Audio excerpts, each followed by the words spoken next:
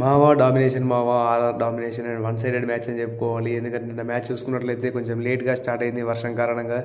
But దాని తర్వాత toss గెలిచినటువంటి బెంగళూరు వాళ్ళు రాజస్థాన్ వాళ్ళు ఫస్ట్ బౌలింగ్ ఎంచుకున్నారు. అండ్ బౌలింగ్ ఎంచుకున్న విధంగానే వాళ్ళు కరెక్ట్ టైంలోనే పవర్ ప్లేలోనే ఇనిషియల్గా బెంగళూరు 3 వికెట్స్ తీసేశారు.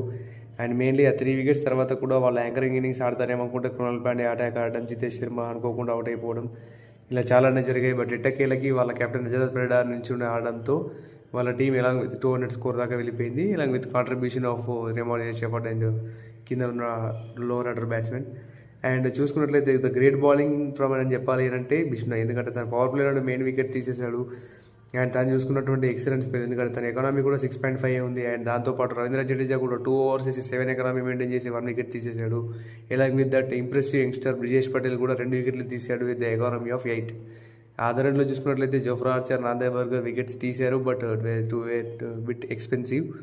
బట్ చూసుకున్నట్లయితే the complete dependence on youngsters అని చెప్పుకోవచ్చు. ఎలాగ విత్ రవీంద్ర జడేజా ఎక్సెప్షనల్ తప్ప మిగతా యంగ్స్టర్స్ అద్భుతంగా కంట్రిబ్యూట్ చేసి వాళ్ళ స్కోర్ని 200 లోపే కట్టడి చేశారు.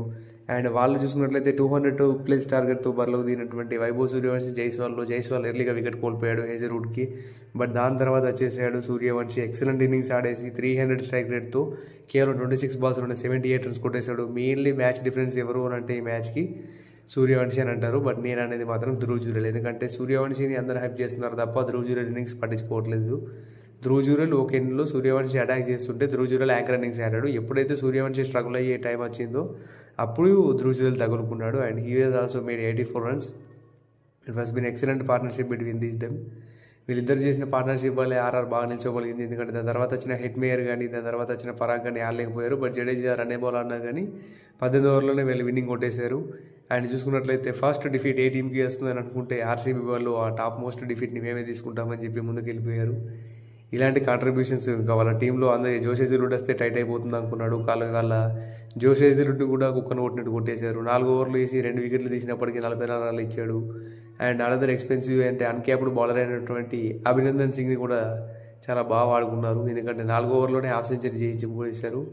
ఇది ఒక మంచి విషయం అని చెప్పుకోవచ్చు. వీళ్ళకి బౌలింగ్ పర్ఫెక్ట్ సెట్ కాలేదు అని అనుకున్నాము ఇన్ని రోజులు. అని వాళ్ళు ఏమనుకున్నారంటే అభినందన్ సింగ్ ఉన్నాడుగా సరిపోతాడు అని అనుకున్నారు. బట్ అదే వాళ్ళకి బెడిసి కొట్టింది. ఎలాంగ్ మీద చూసుకున్నట్లయితే వాళ్ళు టిమ్ డేవిడ్తో మరొక ప్రయోగం చేశారు, స్పిన్నర్కి ఎక్కడ వేరే వికెట్ దొరుకుతుందేమో అని. కానీ అతను ఒక్క ఓవర్లోనే 18 పరుగులు ఇచ్చి ఆల్మోస్ట్ మ్యాచ్ని బంగాళాఖాతంలో కలిపేశాడు. అయితే ఇక ఈ విషయంలో వచ్చేసి ఆర్సీబీ బౌలింగ్ గురించి మాట్లాడుకోవడం కంటే ఆర్ఆర్ బ్యాటింగ్ ఎక్సెప్షనల్ చెప్పుకోవాలి. And Suryavanshi one of the consistent player.